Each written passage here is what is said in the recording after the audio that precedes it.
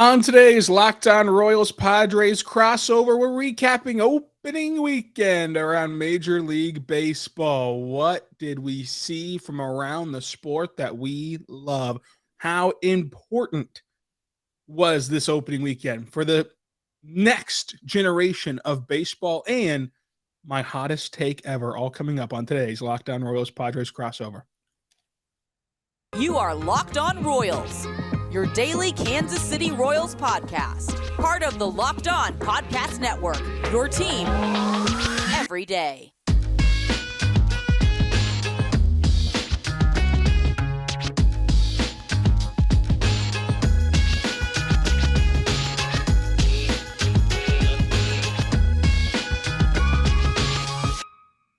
Let's get it going on the Locked On Royals Padres crossover pod.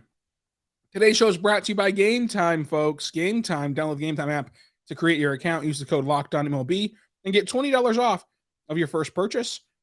And get last-minute tickets over there for the lowest prices guaranteed at Gametime. We're going to talk opening day. We're going to talk about the next generation of baseball and how the new rules have impacted how we watch the game in I think, a positive way. What we thought about baseball as a whole over the last few weeks, and my hottest take ever. But Javi, it's back. Baseball's back. We just witnessed a full weekend of baseball, and there's many, many, many, many, many more to come. What did you think watching baseball this week? Look, man, first of all, I'm excited to do this podcast as always with you. We had a very funny phone call beforehand where we were plotting and scheming what we would do.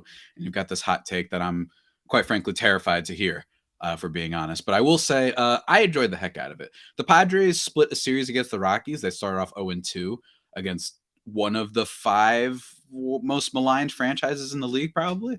And now, don't get me wrong, as I spoke with Paul Holden, which you guys can go check out on our crossover for a preview of opening day, you know, they've gotten a little bit better.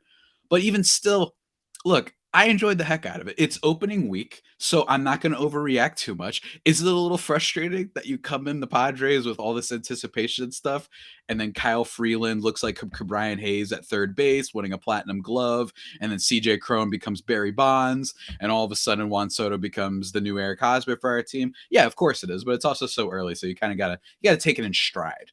You know what I mean? And take it almost as the universe is telling a little bit of a joke. And also that the Dodgers media is absolutely out of its mind with hypocrisy, and it's really fun to see that back again. So everything's back. You know what I mean? It's really cool. It's cool to have this staple, this constant and very consistent force back in my life, and that is the game of baseball, my friend. It's back, and it's great. It's better than ever. I really think that baseball is in a great spot now after these rule changes. I think that these rule changes were incredible, even as it impacts the Royals in a negative way. Franmil Reyes in a big spot had a strike go against him, to where it was a 2-strike strikeout for the Royals. But in general, just watching how fast this game moves. I mean, yesterday, the Sunday night baseball game was over in a blink of an eye. It was done before 9 o'clock Central Time. It was crazy to see how quick that game moved. I think that these rule changes are awesome. The stolen bases being up is cool. Like, there's just more action happening in baseball, which more action happening in baseball then kind of eliminates the whole it's boring argument, because now there's action happening at all times. I thought there were some interesting results. I'm interested to see how this goes moving forward, like how quickly some of the relievers and pitchers can get used to the pitch clock, and if it takes an entire season to get used to it, if it takes a few weeks to get used to it, like whatever it takes to kind of figure it out. But Javi, without further ado, my hottest take ever. I think across any platform. I think it's my hottest take about anything in the world. I think I've never had a hotter take in my life than this. So here's the thing. I will say I'm excited because I may potentially battle you on this. I don't know what it's going to be. I don't know if it's going to be Royals related. I don't know if it's going to be general, but it's I'm so excited right now. I could jump out of my seat. Rylan, you're famous for the Salvador Perez take. To me, the best take that anyone's ever had on this network. For those who don't know, he believes that his framing metrics don't matter because it shows that he's not trying to cheat the system, which shows that he has great character as a player. That is Rylan Stiles' best take ever, and I absolutely love it and fully support it. Sir, let it rip, man. Let it rip. I'm ready. Here we go. Yeah, Salvador Perez, and all of his integrity, is now the captain of the Royals, so look what that's gotten him. But My hottest take ever, I think, about anything in the world, opening day is overrated. And it frankly is not very good. I mean, okay, listen, let me defend myself. So opening day, it's only good because it's our favorite sport that is back now, like, and we get to watch it. But listen, you go to opening day and it takes 50 minutes to start the game because we got to bring out all the legends, we got to introduce the entire team, we got to do all the flyovers and everything else. And then you start the game and then you play the game and then you can't react to it because if you react to it positively or negatively, people are going to say, well, it's only one of 162. And then in 99% of cases, you don't play the next day, which is not baseball at all. Like baseball is the beauty of it is that it happens every day and it's comforting and you can get into that routine of wanting to nestle up every evening and turn on your favorite team and kind of watch it and do work in the background or scroll on your phone in the background or just play your full attention to it and eat dinner, whatever the case is. So you can't get into your routine. You can't really react to it because any reaction that you give to it, people are going to be a wet blanket about it and say, well, it doesn't matter. It's only one game. And so like it just sucks the enjoyment out of it, especially whenever there's that off day afterward. And I understand it's because of rainouts and it'd be a complicated mess to get all those tickets sorted out with the rainouts that could or couldn't happen. But then why are the Rangers taking an off day the next day whenever they play in a dome? Like that's just stupid. So like I think that opening day as a product is overrated because of all those things I just listed. That doesn't mean it's not good. It's just like if it wasn't the very first game, I think that we'd realize like how much this sucks to have to wait and sit in it. Now, if you win 9-7 on a dramatic comeback fashion, you probably think that it's an incredible thing. But getting shut out opening day and then just having to sit in that for an entire extra day, it just is not fun. And I think that it would be more fun if we just went ahead and went straight into a series and just played and just risked the chance of a rainout like we do every other game in the entire MLB season. But I just want baseball to be back and my routine to be back. And I feel like, on opening day, it's still not that way. And it's not that way for a couple of weeks until everyone has their home opener and everybody gets to do their pomp and circumstance. And then we're finally back into that rigid groove. Now, I think that this is a very unpopular take. I think that this is going to get me killed in the comments, but what do you think? I'm intrigued. But here's the thing. Fundamentally, not to sound pretentious, but I am against labeling things as overrated only because, it's an overrated word, overrated. Too many people use that to, now I'm not, and you didn't, I'm not saying you did, but too many people will be like, hey, that one movie was really awesome, but it's not that awesome. It's like, okay, then what's the discussion here? You know what I mean? Salvador Perez, he's overrated. He's a really great player, but he's not, the god. And it's like you're kind of assuming a lot about how other people view something sometimes, right? But I will say with your take, sounds like sour grapes from a Royals fan. That's what it sounds like to me. Oh, we get out there, we get shut out, and then we're like, oh, we don't play the next day. And blah, blah, blah. Here's what I'll say. Or they're like, oh, we have to introduce everybody to that. Well, unlike your broke-ass franchise, okay? The Padres and many others, one thing to be excited about on opening day is all of the introductions. You're only going to get it once. It's going to be one of the few things that's going to be different about games during the season because Lord knows baseball fans, they can't stand stuff like the ghost runner or zombie runner or whatever you want to call it. Like, God forbid any game is ever different. Field of Dreams game, we got rid of it. I hate that we had one game that looked different a year. You get all of that. You get the hype of the fact that it's back. You get to see these guys play in a game that matters for the first time. And in the case of the non-broke franchise, the non-broke boy franchises, you have some new players to be excited about, and sometimes superstar players. So for the Padres, that's Xander Bogaerts. You get to see, Nelson Cruz, Matt Carpenter. You know what I mean? You get to see these stars, these studs, these freaks of nature out on the field for the first time. That being said, I do like your point. It is an extremely NBA, the entitled players of the NBA. Not really. Everyone needs to stop that narrative. The unentitled players. One game and then everybody's off the next day. It is a little weird. I do kind of agree with you. Now my team didn't have that. We still played the next day, but that is something that's unique to my team that has nothing to do with us being broke, right? Like we're sick, but that's just the league and schedule powers that be. I do admit there is something weird about every team plays. We've been waiting all season, and then no one does the next day. The reason I compare it to the NBA is I've been for years complaining about how the NBA playoffs, it's like last game of the regular season, they get 3 days off. First playoff game, it'll be like the 8 versus 1 seed. It'll be on a Monday, and then game 2's on a Friday. And I'm like, whoa, what's going on here? It's like, why are we waiting a whole week for that? But I do emphasize with that part, but a lot of the first stuff sounds like broke boy talk, if you don't mind me saying. No, listen. Okay, so I think that the thing I most have a problem with is just the day off, and then it sours me on everything else because the Royals opening day, like they got shut out, but it was still fun to watch Greinke go out there and pitch the way that he did. Yeah. It was still fun to see the bullpen only give up, technically give up no runs, but one came on Amir Garrett's watch, and Chapman was throwing 103. Mm-hmm. So like the opening day was so fun. And the Royals, despite getting shut out, like they had opportunities to score. They just could not get some situational hitting with a very young lineup. So like it wasn't necessarily the game, and it wasn't even necessarily like the introductions. Like I think that some teams do it incredibly well, like the Reds and the Cardinals actually do it well. Although we can't praise the Cardinals in this podcast, but the Cardinals do it well historically. But when your team only has a certain amount of guys that are like worth recognizing from their past eras, and sadly, the further and further you get from those eras, the less and less there are people around from those eras. It just kind of becomes a blah, and then just the non-playing the next day really sucks because it just doesn't let you gear up to get into your new routine of like, okay, I got to check for a Royals game every night at 6 o'clock. Like, now we're just now kind of getting into that groove here on the next week after opening day. But overall, you're right, it's still great. It's just I really just have a problem with the next day thing. Now in certain cities, I get preparing for it. But like I said, the Rangers and Phillies played. That was a great series. Why didn't they just play 4 times? Because it was, all the games were fun, and they didn't play Friday because of weather, but they play in Arlington with a roof. They didn't need to worry about weather. Like, why did they need a day off?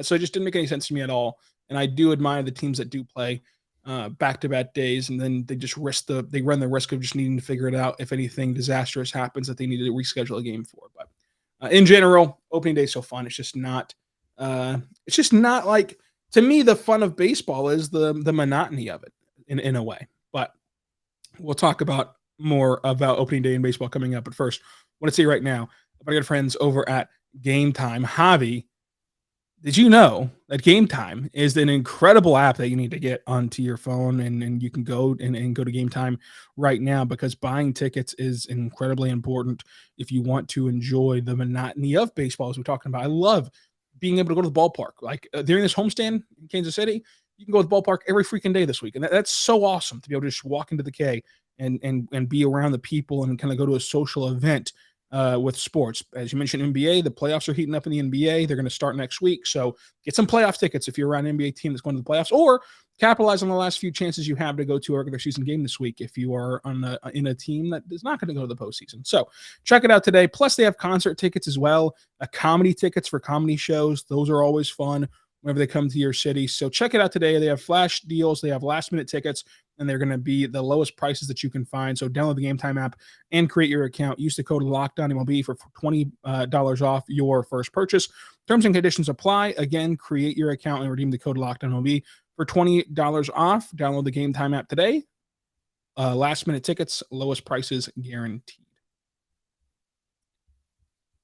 Javi, we're back on the Locked On Royals Padres crossover. And I want to tell you right now to go check out Locked On Fantasy Baseball to help you win your fantasy leagues. It's going to be very important for you to do all season long. Javi, opening day happened. We discussed it, and you've backed me off of my hot take. I'm back on board with opening day. Opening weekend has happened. Mm-hmm. The new rules have been implemented, and I think that this is the weekend where people watch the most baseball. And I don't mean in general. I just mean like you watch the most baseball. It's not your team, because like everyone that's listening to this podcast and taking the time to listen to a baseball podcast right now probably watched, the Astros White Sox ESPN game, probably watched the Sunday Night Baseball game, probably watched one of those Fox games from Saturday. And so with that being said, you've not only then watched your regional team, which is what happens, I think, the majority of the years that you only watch your regional team, but then you've also ventured out and watched even more baseball. And so with that being said, and having all the experience that we have now of watching baseball this weekend, what did you think about the new rules? So were they intrusive to you? Was it fun to you? Did you even notice them? Like, what did you think? I will say with the, it is worth mentioning, Jeff Passett tweeted out, depending on when people are hearing this, a couple days or a day ago, the average time of the game so far as compared to last year was about 3 hours and 9 minutes. This time it's 2 hours and 38 minutes. Honestly, I thought it was going to make me, I'm pro like all the rules for sure. I've been saying this on my pod, and we've both been saying this for so long, but I thought I was going to be like, like a little anxious watching games, where I was like, it just feels a little bit weird when all of a sudden a sport that has never had a timer has a timer, right? Like, and again, I'm not criticizing the rules, but it's more like, I was just like, wow, it felt seamless. It really did. It felt super seamless. I like the stolen base stuff. I know that the Padres are not a part of that. Just to throw out the stolen base stats, in 2022, for the first 4 days of the MLB season, it was a 67.4% success rate, 29 of 43 stolen bases. In 2023, it's 70 of 84, which is not just a whole bunch of more stolen bases, obviously, but an 83.3% success rate. So for me, what I loved about it is like, the more stolen bases, that's not making the games longer. It's not at all, because we're getting rid of all that dumb stuff. You know what I mean? Like, there was the Red Sox game, right? Like, Corey Kluber had thrown like 38 pitches, and it was like, it was only like 10 minutes, right? Can you imagine that? I remember back in the day, that feels like it's going to take a 4.5 hour game, and I just think that on average, this is going to help so much more in the dog days of summer. And I really enjoyed it. And it really wasn't that crazy. I think that people have been really overrating the watching it in the moment experience of, oh my God, this is weird. I feel like I remember listening on part of the interruption, a guest that was on was like, I feel like, I go take a sip of water and I look up and then I missed a pitch. I'm like, well, sounds like a you problem, first of all. You know what I mean? Like, what? How long does it take you to take a sip of water? Jeez, come on, my dude. I mean, get some hand-eye coordination and multitasking skills there. So I didn't really notice it too much. I like that they've kind of shortened the challenge stuff. I like that. Just overall, it's just a nice, solid little addition. I really think that this is a big deal. And, especially for someone who's covering a team on the West Coast and I'm on the East Coast, a little bit helpful to know that my game probably isn't going to go to 1:30 every night. You know what I mean? So that's really helpful for me. It's just selfishly, but I enjoyed it, man. I thought it was great. While my team doesn't have a lot of stolen bases, and I am questioning whether or not they will, I actually think that they're going to be one of the least running teams in baseball, which I'm really curious to see the stolen base aspect. Are we going to see that become, because before it was like, all right, speed matters, but it matters more in a base running thing, right? Like, stolen bases matter, but it's in like a macro, really diving into the numbers type of thing. Now it's going to be a little bit more obvious, where you're like, hey, it's really cool that we have these guys that get on base, and it's likely that you just need a single to bring all of them home. I think that's really cool. Have more 30-30 candidates, have more 40 steal candidates. I think that's better for the game, because stolen bases are rad. I love watching them. It's always exciting seeing, whether or not they're going to be safe and whatnot. The little hand gesture of like, hey, can I call timeout? Are we good? I always love seeing that. It's just a pleasure, man. I've really enjoyed what I've seen so far in terms of the rule changes. In terms of the actual baseball being played, I have some mild critiques of certain teams, perhaps some certain whack teams out there, dare I say. But been a lot of fun. What about you? It's been awesome to me. Look, and I don't do this to take a victory lap. I just do it to point out like why me personally I'm not even noticing it, is because we're not seeing the pitch clock. Like I told you in spring training, whenever me and you were discussing this, it's because we can see it. Like we can see it, and then it makes us nervous. And some of those spring training sites had a pitch clock that was frankly obnoxious. Like it looked like it was photoshopped. It was that big. It was like that in your face on the backstop. It took up the entire backstop, and it was just stupid. And now, at least in the Royals, in the Royal Stadium and the stadiums that I've seen, like you can't even see it on the television.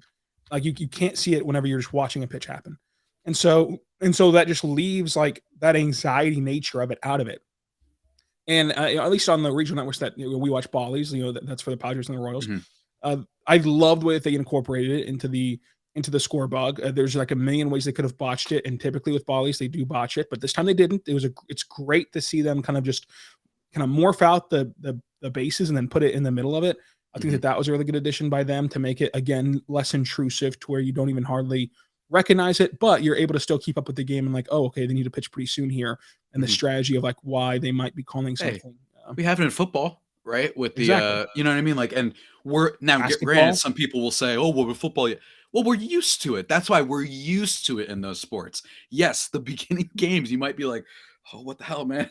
This is so weird." Like, there's just a pitch every 5 seconds. I'm freaking out. But for the most part, and wow, my hair is wild right now. I need a haircut. That for the most part, I just think it's just cool. It's also cool to see that the sport has taken a step forward, like a meaningful one, and adapting for the first time in a while. I mean, you mentioned we were talking about NFL and NBA, like that wasn't always the case. Shot clock for the NBA used to be a lot longer, and they did things to improve it. And I think that's good. The NBA said, hey, you know what? When you go to the basket, let's not make it that it becomes WWE all of a sudden. And I think that that's for the benefit of the league. Some people will debate that, of course. I would debate that that's not basketball when you tackle someone at the rim. That's called football. Go play football. But, I think that this is really, it's just so cool, dude. Like, this is a sport, and I talked about this in my article for Just Baseball. Everyone could see. I think it's going to be 3 weeks before everybody you'll never hear about complaints ever again. And I've talked about it's like people complain about challenges when they were only on home runs. People complain about the home run derby changing the rules. Everyone loved it. Everyone eventually turns around, and that's kind of what I think is a good lesson for life too. Just approach a change. And by the way, if it stinks, then we'll undo it. You know what I mean? It's not like you're unleashing a nuclear bomb on the world. That it's like, oh, no takebacks. It's like playground rule. No takebacksies. It's like, no, that's not how this works. And I think it's really exciting and fun. It's been a blast for the league. Yeah, you're totally right. I think it's been awesome for the league. Now, I do think also, just as a note, that I think that the games themselves have been wildly entertaining. They've been a lot of fun to watch, and so that's helped as well. The performances that we've seen this week have been awesome. Like watching guys punch out 10 batters has been really cool. I mean, Garrett Cole and many people have done it. And the stolen bases, I think, cannot be understated. Like the stolen bases are important. Being able to beat the shift is important. Which there's still funky ways to do it, and the Royals have done it as well. The Royals, on opening day, had MJ Melendez in a perfect spot in a bit of a shift, and he botched the ground ball. But still, I mean, that was basically a shift to get out Gallo. They just that your guy couldn't feel the ground ball. So the shift's still going to happen. The shift's still going to be there, but limiting it the best you can is important. And they also had one taken away whenever Vinny Pasquantino just roped one up the middle, and there was a guy behind second. It's technically, allowed, but it's kind of a shift-y type of move. But overall, I think that that's important where it's not just home run or bust. And at least, and maybe maybe that's just me wishing it to be so, but it truly does feel like it's less home run or bust this year than in years past. And I think that that is very encouraging. I think that that is very, very happy to see for all things considered there with the way that the game is shaping. But like what has been your favorite game to watch so far? Non-Padres, non-Royals. Non-Padres, non-Royals. That's a great question. My favorite one to talk about for a little bit was Angels A's, the first one, just because it was hilarious that the tungsten arm O'Doyle meme came into effect on opening day. You know what I mean? Like we're all talking about how we're wondering about where Otani's going to go, and it happens day one, which is just hilarious. I do remember. Let me see here. There was a couple good Yankees ones. I actually called the Saturday game. Padres hadn't been playing yet. It was bases loaded with one out. Giancarlo Stanton. Everyone, feel free. I'll get my mom on tape if I have to. I said, hey, don't worry about it. This is a double play coming up here. You can get back tomorrow. The Yankees are going to get Redux. And then Stanton, yeah, exactly. Yeah, I know. It takes one to know one. I could smell when the Hosmer ground ball is coming in, and that happened. But for the most part, Angels, A's, then they kicked their butts again. You had that weird Anthony Rendon thing that happened, which was very weird, for sure. But I would also say White Sox Astros was phenomenal. Just a lot of really good personality, a lot of good action, some diving plays from Luis Robert. Absolutely love to see that. I mean, you absolutely love to see that. And also just the Red Sox palooza against the Baltimore Orioles. No pitching or defense whatsoever involved in that series. And every now and then you need some good garbage. You know what I mean? And I don't think the Red Sox are going to be very good, especially because I think their division is going to be very weak, as we talked about on our kind of giant season. Or not very weak, I'm sorry.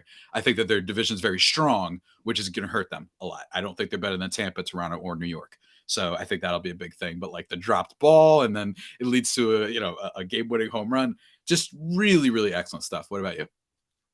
Yeah, so my very best game from the weekend, it was the White Sox Astros opening day. Like that was a Mm. special baseball game. That was really really cool to watch that one. I did like that game. That's like my number one favorite game of the weekend for me personally. I Mhm. also like just watching every team, which is kind of a cop out answer, but I liked watching the performances like Garrett Cole opening day. I know that the game Yeah. sucked. It was like what 5-0. Like Garrett Yeah, Cole on and opening day Garrett was Cole's just not a very fun player shoving. to root for. You know what I mean? Yeah, He's so easy to make, and I'm one of those people. I love watching him pitch because I just wanna be there on Twitter when he's bad. Now, he is very good.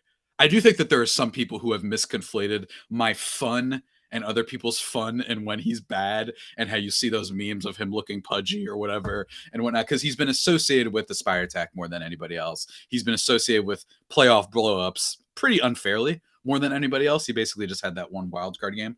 And he's always there, right? He's always available. Very good pitcher, probably a top 5 or 6 guy, like guaranteed this year. But it is really funny when he does bad. You have I don't know if I ever sent you, and people have to look this up if you can. There's someone made a video montage of center fielder for the Yankees. I forgot who made a mistake, and the ball dropped in, and then they show Garrett Cole's reaction. He's like, "Yo, I got you. Like, I got you. Don't worry about it. I got you." And the next pitch is a home run to right field. There's just something funny about him. But yeah, he was great. And in terms of ace pitchers, you had some out there. Dylan Cease was excellent, right? I really enjoyed the overreaction emporium. That's what I'm going to call it. Everybody, you've been admitted. Here's your ticket. Welcome to the overreaction emporium of Aaron Nola and Jacob deGrom getting kind of killed. I just deeply enjoyed it from 2 fan bases, one of which the Rangers, their hosts of the Locked On Network, is one of the biggest divas at the network, Mr. Bryce Patrick. I know he was losing his mind. And then Philadelphia isn't even divas, but just crazy people. You know what I mean? So you know that they were going to overreact to that stuff. I just love those 2 fan bases and all that craziness on opening day. Just good stuff overall. And I think it's really fun to keep up on some of that stuff going on around baseball. I will say too that you're right. It is absolutely awesome. The Rangers Phillies series, like Mm-hmm. that opening day comeback by the Rangers was pretty Mm-hmm. fun, It was and pretty good. that's not disputed. Like that, you can't dispute that. Like it was objectively really fun, no matter if you're a Phillies fan or not. So that's another one that I think deserves a lot of credit in these best games of the weekend. But Javi, coming up, we'll talk about the opening weekend in a more interesting way. Also, that I think whenever we discuss it, by looking back at our preseason power rankings and try to overreact. Is there anything after a weekend that you'd love to change about our preseason power rankings? We'll talk about that coming up. But first, Javi, I want to tell you right now, better good friends over at the Ultimate Baseball GM, folks. Ultimate Baseball GM. It's awesome. It is where you want to be. It's a great game. It's a fun game. It's a game that you're going to get addicted to, and we've all gotten addicted to it. You're on the Locked On Podcast Network. We're all playing it. We're all having a good time. We're competing to see who can win the most championships, which is a lot of fun to get into. And some of our hosts have been fired. Some of our hosts are not very good. Some of our hosts are like Dayton Moore. But nonetheless, go check it out today. It's the ultimatebaseballgm.com. You get 100% boost when you use the code Locked On. Make sure you check it out today. That's probaseballgm.com or the Ultimate Baseball GM. Just check out today. Start your dynasty today on the App Store or the website. And Javi, how's your team doing so far? I'm looking at it as we speak. I was just checking real quick. Not bad. We're hanging in there. I haven't got fired yet, unlike the other chumps on this network who apparently have been fired like 4 times. Like, what's wrong? What is this? The Jason Kidd syndrome? You're just gonna get fired and keep getting hired? What's go? Or the who was that Pelicans coach that I love? Alvin Gentry. You know what I mean? Just it'll work over here though. You know what I mean? That's not me. So all the broke boys over at Locked On that are just getting killed right now. I'm laughing at you. Get better. I love it when people stink at video games. And they're like, "Oh, I can't. It's just too much for me." I'm like, "I'm not a nerd. You're just broke. You're weak-willed. Get better." I'm not saying you got to be a pro. Come on, what are we doing here? Figure it out. Unbelievable.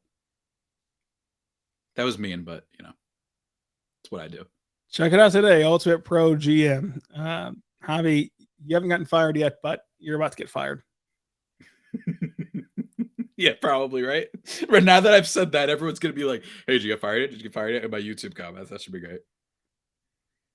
We're back on the Locked On Royals Padres crossover podcast. Javi, Man, what a weekend it's been, huh? Great weekend of baseball.